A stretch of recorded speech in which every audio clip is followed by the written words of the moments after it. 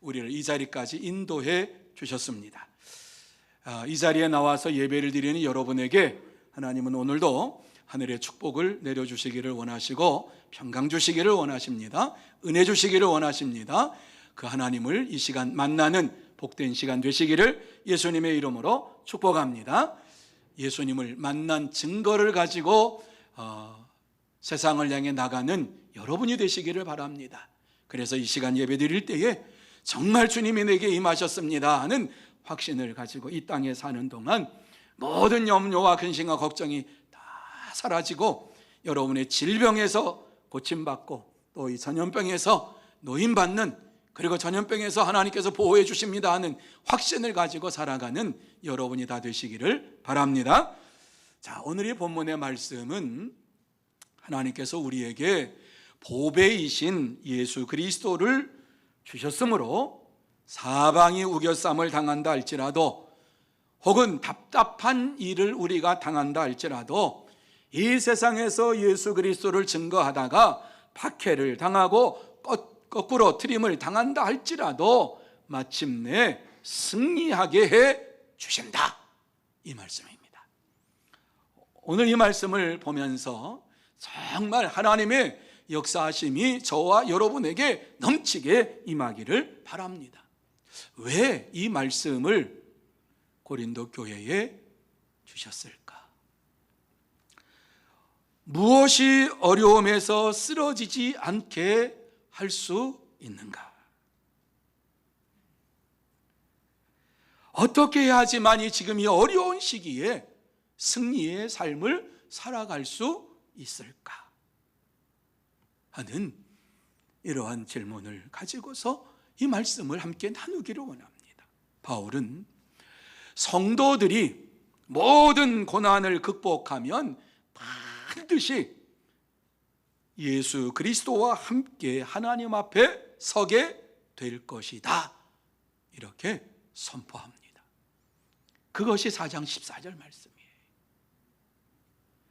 이러한 소망의 말씀을 고린도 교회에 준 것은 지금 고린도 교회 성도들이 어려운 가운데 있기 때문에 그 어려움을 이기고 담대한 믿음으로 살기를 원했기 때문입니다.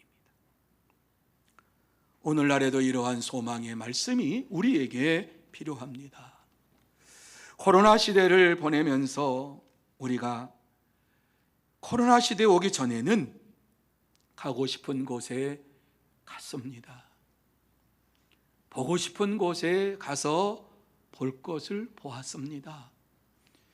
세계 여행을 다니면서 여기에도 한국에서 피는 꽃이 있네, 여기에도 한국에서 있는 풀이 있네, 꽃과 산천과 모든 것을 보면서 야, 어떻게 이렇게 이 끝에도 이런 것이 있을까? 제가 뉴질랜드 가서 느꼈던 거예요. 이야, 이곳에도 풀이 있고 이곳에도 장미가 있고 이곳에도 코스모스가 있고 이곳에도 우리나라에서 나는 별의별 이러한 민들레 이거 다 있구나. 그러면서 세계는 하나구나, 하나님이 이렇게 창조하셨구나 하는 것을 느꼈어요. 그런데 코로나가 오고 난 이후에 우리의 세계는 우리의 방이 되어버리고 말았습니다. 우리의 방 안이 우리의 세계가 되어서 더 이상 나가지도 못하고 꼼짝달싹 못하는 이러한 상태에 살고 있습니다. 이러한 시대를 살아가면서 우리가 꼭 알아야 될 것이 무엇인가? 우리가 이 땅에 살면서 하나님의 사람으로서 꼭 알아야 할 것이 무엇인가 하는 것을 생각해 볼 때에 오늘 이 말씀이 생각이 나서 이 말씀을 묵상하며 준비했어요. 이 고난을, 이 어려움을 이기고 하나님 앞에 서서 감사의 찬양을 드릴 수 있는, 감사의 삶을 살아갈 수 있는 방법이 무엇일까? 오늘 이 말씀 속에서 딱 한 가지 해답을 주고 있어요. 그 해답은 우리 육체의 질그릇 속에 보배를 가졌다는 사실을 분명히 알고 믿음으로 살아라, 이 말씀입니다. 우리의 육체 가운데에 보배를 하나님께서 주셨다. 그러면 왜 하나님께서 주신 이 보배가 감사해야 할 일입니까? 자, 오늘 이 본문의 말씀을 보면 이 보배를 주심으로 우리에게 하나님의 능력이 나타난다, 이렇게 말씀을 합니다. 하나님의 능력이 보배를 통해서 나타나기 때문에 우리는 이 세상을 살아가면서 감사해야 한다 하는 말씀이지요. 7절 말씀입니다. 7절 말씀에 보면은 우리가 이 보배를 질그릇에 가졌으니 이는 심히 큰 능력은 하나님께 있고 우리에게 있지 아니함을 알게 하려 함이라 말씀을 합니다.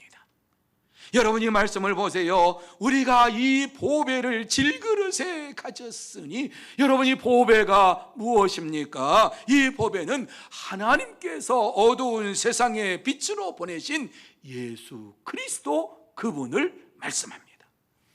이 보배를 하나님께서 우리에게 주셨다. 하나님의 보배인 독생 성자 예수 그리스도를 우리에게 주셨습니다. 우리 육체는 얼마나 깨어지기 쉬운 이러한 육체입니까? 질그릇과도 같아요. 이러한 육체 속에 하나님의 영광의 빛을 비춰주심으로 인하여서 하나님의 보배 되시는 예수님께서 우리의 심령 속에 임재하셨어요. 이것을 우리는 예수를 나의 구주로 영접했습니다 라고 우리는 그렇게 표현합니다. 그러므로 바울 사도는 예수 그리스도를 영접하고 난 이후에 하나님의 능력이 그에게 임하는 사실을 확신하면서 하나님 앞에 감사했습니다. 그러면서 오늘 이 말씀을 왜 고린도 교회 성도들에게 주었을까? 여러분, 의심이 생기지 않습니까? 고린도 교회 성도들은 은사가 충만한 교회였고 능력이 많은 교회죠. 성도들이 받은 은사가 참 많았어요. 그런데 그들이 착각을 했어요. 자기가 열심히 신앙생활 해가지고 그러한 능력이 자기에게서 나오는 줄 알았어요. 은사는 하나님이 주신 선물이에요. 하나님께서 은사를 주심으로 능력을 주셨는데 이 사실을 고린도 교회 성도들은 깨닫지 못하고 자기의 열심과 자기의 믿음을 통해서 능력이 나타났다고 생각했어요. 자, 그러니까 교회 안에 얼마나 시끄러웠겠는가 한번 생각해 보세요. 은사 받은 사람들이 자기의 은사만 자랑해요.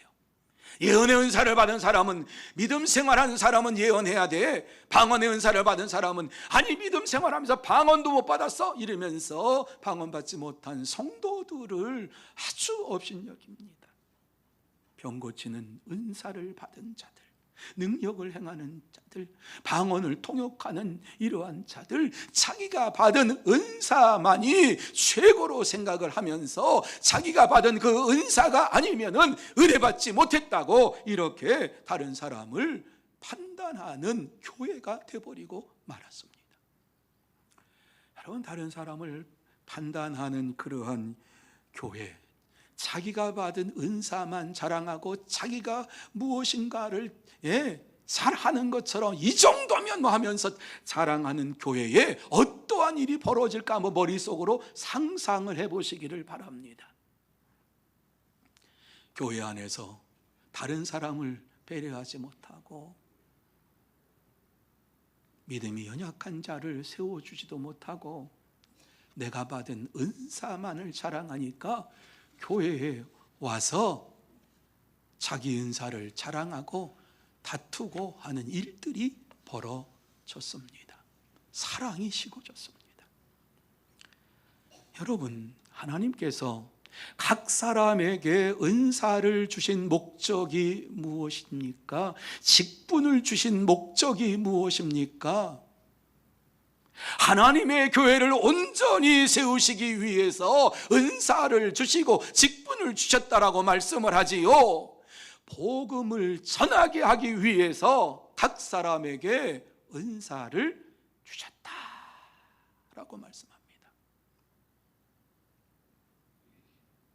모든 사람들이 복음을 전하기 위해서 은사를 주셨어요. 각 사람이 전해야 할 복음의 근본이 무엇이냐? 십자가예요. 십자가. 은사가 아니에요.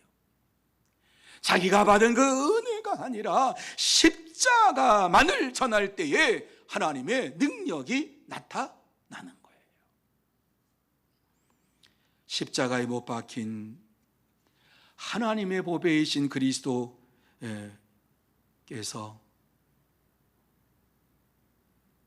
우리에게 임할 때에 우리에게 하나님의 능력이 나타나는 거예요.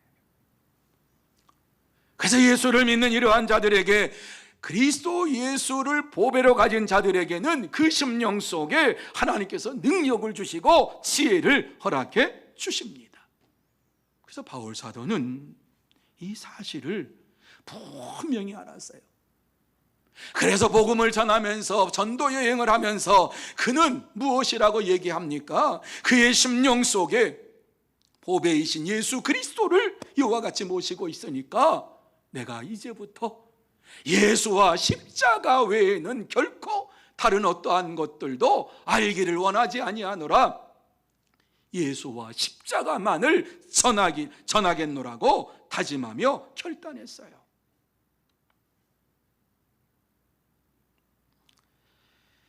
그런데 고린도 교회 성도들은 하나님께서 주신 이 은사가 자기 속에서 나오는 줄 알다 보니까 서로 분파를 만들고 분쟁하고 교회가 시끄러워진 거예요. 교회 오면 기쁨이 없어, 사랑이 없어. 왜? 자기 자랑하느라고 너무너무 그러니까 새로 오는 성도들이 아이고 안 되겠다, 못 오겠다 그러고 나가버려. 이러한 고린도 교회 성도들을 향해서 능력은 하나님께 있고 예수 그리스도 안에서 나타난다, 능력은 하나님께 있다, 너희에게 있는 것이 아니다 라고 하는 사실을 다시 한번 분명하게 말씀을 해주고 있습니다. 왜? 교회 안에서 주신 하나님의 능력은 교회를 세우라고 하신 것이니까 겸손히 하나님 앞에 영광을 돌리며 교회를 세우는 일에 힘쓰는 자들이 되기를 원하면서 이 말씀을 준 거예요. 사랑하는 성도 여러분, 하나님께서는 하나님의 보배 되신 그리스도 예수 안에서 우리에게 능력을 주십니다. 우리는 질그릇과 같아서 상황에 깨어지기가 쉽습니다. 감정과 환경에 휩쓸리기가 쉽습니다. 우리의 믿음의 결단이 어느 순간에 깨져버리는 이러한 연약한 자들입니다. 오늘은 분명히 주님을 위해 살겠노라고 다짐하고 나갔는데 나가자마자 그냥 화를 쏟아내는 이러한 일을 하면서 오늘도 내가 죄를 지었구나 이렇게 살아가는 연약한 자들입니다. 이러한 연약한 자들에게 주시는 말씀이 무엇입니까? 하나님의 보배이신 예수 그리스도께서 우리에게 찾아오셨다라고 말씀을 해주고 있습니다. 하나님께서 찾아오심으로, 예수 그리스도께서 우리에게 찾아오심으로 인하여서 하나님의 능력을 선물로 우리에게 주셨습니다. 그러므로 하나님께서 우리에게 능력을 주신 것을 생각하면서 나 같은 자에게 이러한 하나님의 능력을 허락해 주셨구나, 나 같은 자에게 하나님의 은혜를 베풀어 주셨구나 감사하면서 하나님 앞에 영광을 돌리는 성도 여러분들이 다 되시기를 예수님의 이름으로 축원합니다. 두 번째로, 우겨쌈을 당하여도 승리하기 때문에 감사해야 돼요.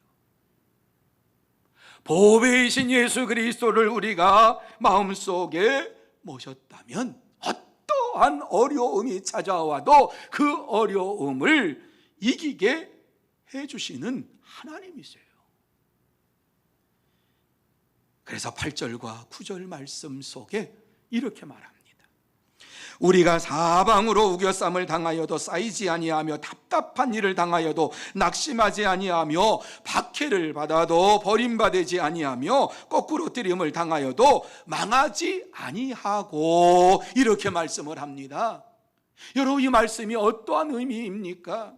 오늘 이 시대를 살아가는 저와 여러분이 이 말씀을 볼 때에, 야, 우리를 위해서 주시는 이 말씀이구나. 사방에 우겨쌈을 당하여도 우리가 사방팔방으로 나갈 수 없이 이와 같이 집안에 콕 박혀서 있을지라도, 답답한 일이 우리에게 당할지라도 낙심하지 아니하게 해주시고, 예수 그리스도를 전하지도 못하는 이러한 가운데에, 예수 믿는 사람들이 박해를 받는 이러한 가운데에도 버림받지 아니하고 거꾸로 트림을 당하지 아니하는 이러한 시대를 살게 해주시는 하나님의 말씀을 생각할 때에 얼마나 감사한지 몰라요. 여러분, 이 다음 말씀이 무엇이겠어요? 물론 그 다음 말씀 나옵니다만은, 이 말씀이 하고, 지금 하나님께서 이 말씀 속에서 하고 싶은 말씀이 무엇입니까? 반드시 승리할 것이다, 이 말씀입니다. 아무리 어려움이 찾아와도 염려하지 말아라. 힘든 상황이 지금 임했을지라도 염려하지 말아라. 왜? 보배 되신 예수 그리스도께서 우리와 함께 하심으로 우리가 이 땅에서 마침내 승리하게 된다 말씀합니다. 그렇습니다. 하나님을 믿는 자들은 하나님의 보배이신 예수 그리스도와 함께하는 삶을 삶으로 인하여서 이 세상에서 반드시 승리하게 됩니다. 승리하게 됩니다. 이것이 하나님의 은혜입니다. 바울 사도가 이렇게 강력하게 하나님의 능력을 말하는 것은 그는 하나님의 능력에 사로잡힌 바 되어서 살았던 자이기 때문에 그렇습니다. 복음을 전하면서 많은 곳에서 복음을 전할 때 별의별 일이 다 생겼지만은 그 속에서 하나님의 능력이 그에게 임했습니다. 그래서 놀라운 역사가 일어나는 것을 두 눈으로 똑똑히 보았습니다. 그것 가운데 그가 복음을 전하다가 마게도냐에 이르렀을 때에 그 마게도냐에서 엄청난 일을 당하고서 그는 이렇게 고백을 합니다. 고린도후서 7장 5절입니다. 우리가 마게도냐에 이르렀을 때에도 우리 육체가 편하지 못하였고 사방으로 환난을 당하여 밖으로는 다툼이요 안으로는 두려움이었노라. 이렇게 그가 고백을 합니다. 과거형이죠. 고린도 교회 성도들에게 지금 하고 있는 말씀이지요. 그런데 어떤 말씀을 하고 있습니까? 우리가 마게도냐에 이르렀을 때에도 지금 너희들이 당하는 것처럼 마음이 편하지 아니하고 사방팔방에서 혼란이 임했고 심지어 교회 안에서 다툼과 두려움이 있었다 이렇게 말씀을 해주고 있습니다. 이 말씀을 하는 이유는 마게도냐 지역에 이르렀을 때에 바울이 예수의 복음을 증거함으로 인하여서 마게도냐에 놀라운 하나님의 역사가 일어났어요. 그런데 이곳에 다시 방문했을 때에 바울을 대적하는, 복음을 대적하는 이러한 자들이 생겨나서 바울을 비난하고 박해를 했어요. 아무리 믿음이 강한 바울이었지만 오늘 이 말씀 속에서 보면 고린도서 7장에 보면 내적으로 갈등이 심하게 일어났어요. 이러한 갈등으로 인하여서 그의 심령에 두려움이 가득 찼다, 이렇게 고백하는 거예요. 왜 그랬을까? 바울 사도는 마게도냐에 대한 사랑이 다른 사람보다 더 컸어요. 여러분, 마게도냐가 어떠한 곳이었습니까? 바울에게는 바울이 아시아로 가서 복음을 전하기 위해서 계획을 다 세웠어요. 그리고 이제 잠자고 내일이면 아시아로 간다, 이렇게 동역자들과 다 얘기하고 잠을 자는데 그 밤에 마게도냐 사람 한 사람, 환상 가운데 마게도냐 사람이 나타나서 건너와서 우리를 도우라, 이러한 환상을 보고 아시아로 가렸던 모든 계획, 그동안 자기가 생각했던 전도의 모든 계획을 다 뒤로 두고 성령의 인도하심을 받으며 이것이 하나님의 뜻인 줄 믿습니다. 계획 세운 거 아무것도 없어요. 하나님의 뜻이라고 믿고서 마게도냐로 건너갔을 때에 그곳에서 옷감 장사 루디아를 만나가지고 루디아가 예수를 영접하고 당신이 나를 예수를 믿는 자로 믿는다면 우리 집에 와서 말씀을 더 가르쳐 주시기 바랍니다. 그래서 그 가정에 가서 말씀을 가르칠 때에 그 가정이 빌립보 교회가 되는 역사가 나타났어요. 뿐만 아니라 이 마게도냐 지역에서 복음을 전할 때에 귀신 들린 자가 그들에게 막 소리를 지릅니다. 그래서 그것 때문에 이제 옥에 갇히게 되었어요. 옥에 갇혔을 때에 놀라운 일이 벌어졌는데, 옥에 갇혀서도 바울은 하나님의 능력이 그에게 임하였고 하나님께서 마침내 승리하게 해주신다라고 하는 이러한 사실을 알았기 때문에 그 속에서도 찬송하며 기도하는 삶을 살았어요. 그랬더니만 간수장이 회개하고 그의 가정이 구원함을 받는 이러한 놀라운 능력이 나타났어요. 이랬던 곳이 바로 마게도냐. 그런데 마게도냐에 다시 복음을 들고 갔을 때에 예전과는 아주 다른 상황이 펼쳐진 거예요. 간수장이 어떻게 하면 내가 구원받을 수 있습니까? 주 예수를 믿으라, 그리하면 너와 내 집이 구원을 받으리라. 이 말씀 듣고 순수한 마음을 가지고 복음을 받아들여서 이곳에서 마게도냐에서 루디아를 비롯해서 이 간수장, 그의 가족, 루디아 가정 해가지고 교회가 모이기 시작해서 얼마나 아름다운 교회가 되었겠습니까?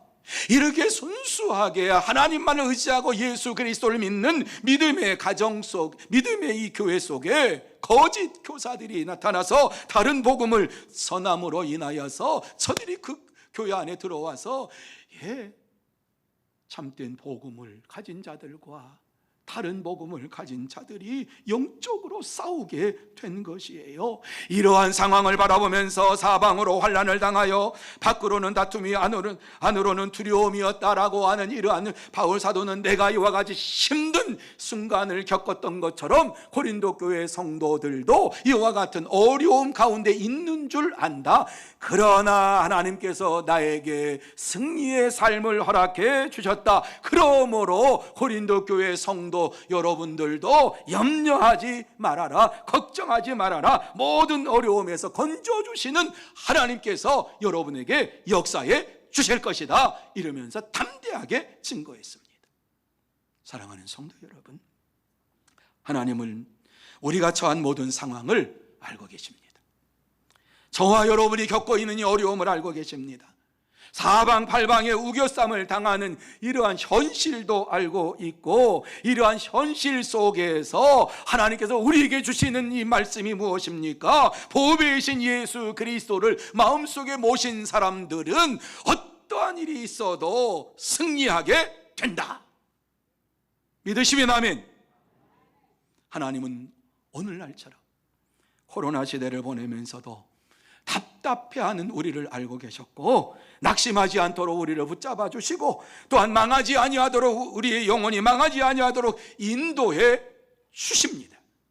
그러므로 하나님께서 우리를 지켜주시고 인도해 주시고 여기까지 붙잡아 주신 것을 확실히 믿으면서 모든 일을 주관하시는 하나님을 의지하면서 하나님께서 마침내 나에게 승리의 삶을 허락해 주실 줄 믿습니다 고백하며 담대하게 하나님만을 증거하며 하나님 앞에 더 가까이 나가는 여러분들이 되시기를 예수님의 이름으로 축복합니다.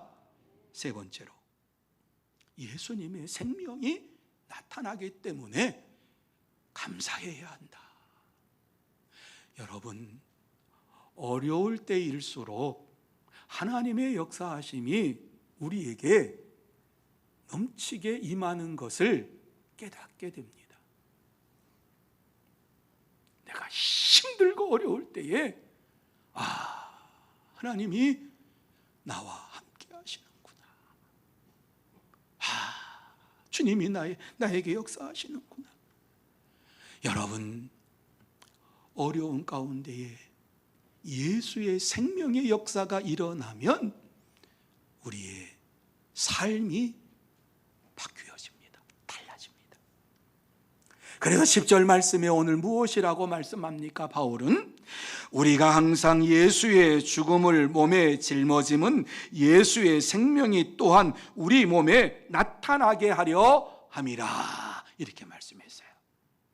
우리가 항상 예수의 죽음을 몸에 짊어짐은 예수의 생명이 또한 우리 몸에 나타나게 하려 함이라.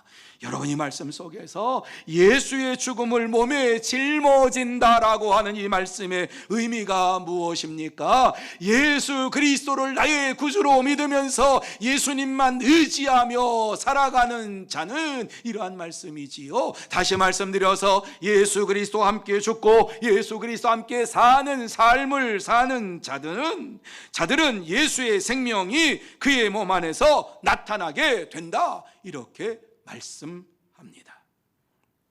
그렇습니다. 예수 그리스도를 우리가 믿고 세례를 받음으로 주님과 함께 살고 주님과 함께 죽는 이러한 믿음의 삶을 살게 되었습니다.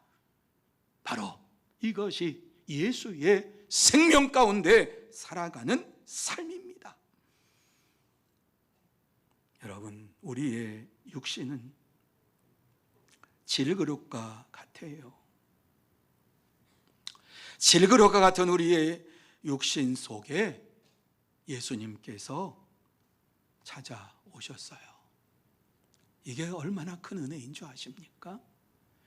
질그릇 같은 육신을 가졌기 때문에 우리는 조금만 고난을 당해도 감사하지 않아요. 어려움이 찾아와도 우리는 하나님 앞에 찬양하지 않아요. 하지만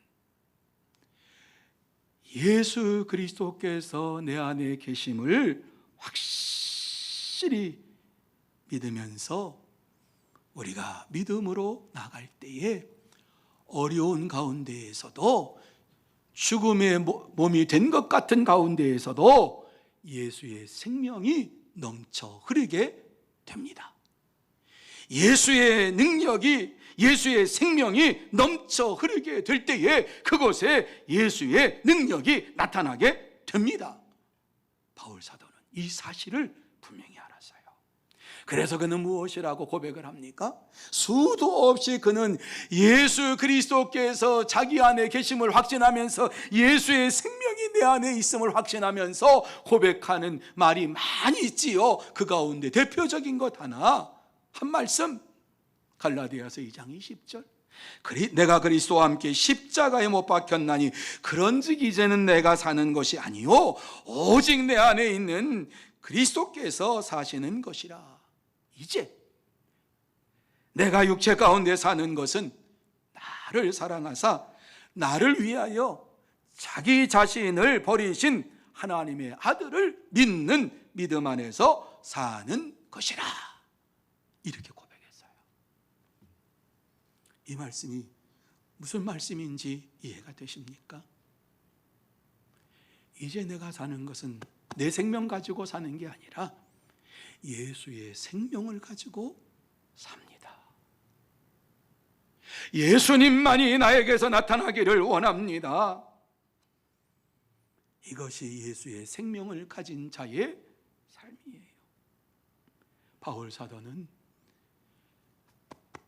예수의 생명이 그에게 넘쳤기 때문에 얼마나 감사했는지 몰라요. 그래서 복음을 전하는 일에 자기의 생명도 아까워하지 아니하고 복음을 전했어요. 왜? 그의 심령 속에 예수의 생명이 있었기 때문에. 한 번은 비시디아 안디옥에 가서 복음을 전할 때입니다. 바울이 비시디아 안디옥에 가서 복음을 전할 때에 복음을 전하기 위해서 안디옥에 있는 회당에 들어가서 복음을 전했습니다. 무슨 복음입니까? 예수의 생명에 대한 말씀을 전했습니다. 그런데 그 회당에 참석했던 사람들이 그 말씀을 듣고 그들의 영혼이 살아나기 시작했습니다. 놀라운 일이 벌어졌습니다.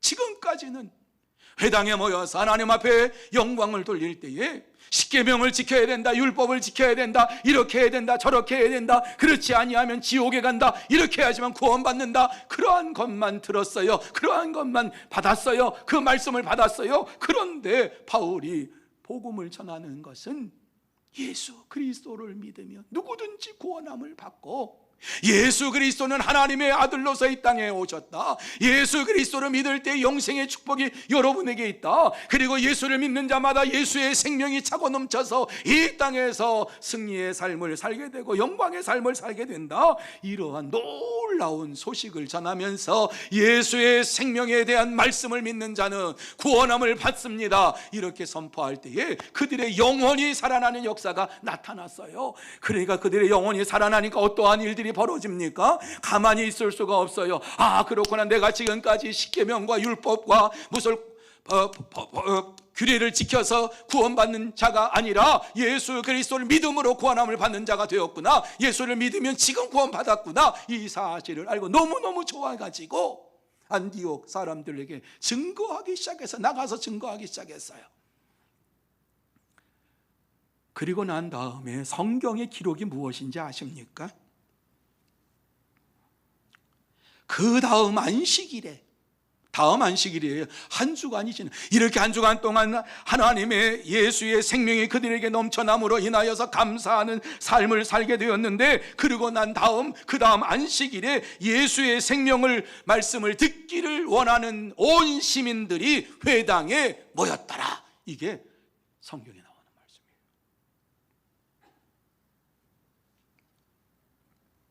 바울은 복음을 전할 때에 예수의 생명의 역사가 얼마나 놀라운가 하는 사실을 알았어요. 그렇기 때문에 이방인들에게 복음을 전함으로 인하여서 이방인들 속에서 예수의 능력이 나타나는 것을 보았어요. 이방인들이, 안디옥에 살고 있는 이러한 많은 사람들이 예수의 생명에 대한 말씀을 듣고 난 다음에 어떻게 성경은 기록하고 있느냐? 기뻐하며 즐거워하며 하나님의 말씀을 찬송하니라, 이렇게 말씀했어요. 저들이 예전에는 하나님도 예수님도 몰랐는데 말씀을 듣고 나서 예수를 믿게 되었어요. 그러면서 성경은 무엇이라고 기록을 합니까? 사도행전 14장 48절에 보면은 영생을 주시기로 작정된 자들은 다 믿더라, 이 말씀을 주셨어요. 그렇습니다. 예수의 생명이 전해질 때에 반드시 예수의 능력이 나타나고 구원받는 자들이 많아지게 됩니다. 하나님께서는 오늘도 우리에게 이 귀한 말씀을 주시고 있습니다. 예수의 생명으로 능력 있는 삶을 살라고 우리에게 말씀을 해주고 있습니다. 예수의 생명으로 능력 있는 삶을 살기 위해서는 날마다 예수 그리스도께서 나를 위해서 십자가에 달려 죽으셨습니다. 그러므로 내 죄를 용서함 받았습니다. 이러한 믿음의 고백을 하면서 날마다 하나님을 의지하며 하나님 앞에 영광을 돌리는 삶을 사는 것입니다. 그럴 때에 예수의 생명이 우리에게 차고 넘치게 될 줄로 믿습니다. 예수의 생명이 우리에게 나타날 때에 그곳에 반드시 예수의 능력이 임하게 됩니다. 그러므로 여러분 모두 다 예수의 생명이 우리 육체 가운데 있음을 확신하고 주님께서 내 안에 계심을 확신하고 어떠한 어려움과 환난이 찾아온다 할지라도 좌절하거나 낙심하거나 절망하지 말고 오직 예수님만 믿고 의지하면서 예수의 능력을 나타내는 여러분들이 되시기를 예수님의 이름으로 축복합니다. 이제 말씀을 맺습니다. 우리가 감사해야 될 것이 무엇입니까? 우리가 큰 질병에 고침받았다고 물론 감사할 수도 있겠지요. 큰 환난에서 우리를 건져주셨다라고도 감사할 수 있겠지요. 하지만 우리가 우리 육체 가운데에 하나님의 보배이신 그리스도 예수를 내가 가졌다, 내게 주셨다 하는 이 사실 하나만으로도 저와 여러분이 감사의 삶이 넘쳐나야 될 줄로 믿습니다. 그래서 주님이 나와 함께 하심을 내가 믿으면서 내 안에서 예수의 생명이 살아 움직이고 예수의 능력이 나타나서 우리의 영혼이 살고 우리의 육신이 살아나는 이러한 놀라운 체험을 하는 성도들이 다 되시기를 주님의 이름으로 축원합니다. 하나님께서는 오늘도 우리가 예수의 생명을 가지고 살기를 원하시고 예수의 능력을 나타내시기를 원하십니다. 이 능력을 체험하는 하나님의 사람들이 되기를 원하십니다. 이 시간 다시 한번 하나님의 보배이신 예수 그리스도를 우리 육신의 질그릇 속에 가졌음을 감사하면서 예수의 생명을 가지고 이 한 주간 살아가고 예수의 능력 가운데에 기쁨으로 즐거움으로 영광을 돌리는 복된 여러분들이 다 되시기를 예수님의 이름으로 축복합니다. 기도하십시다.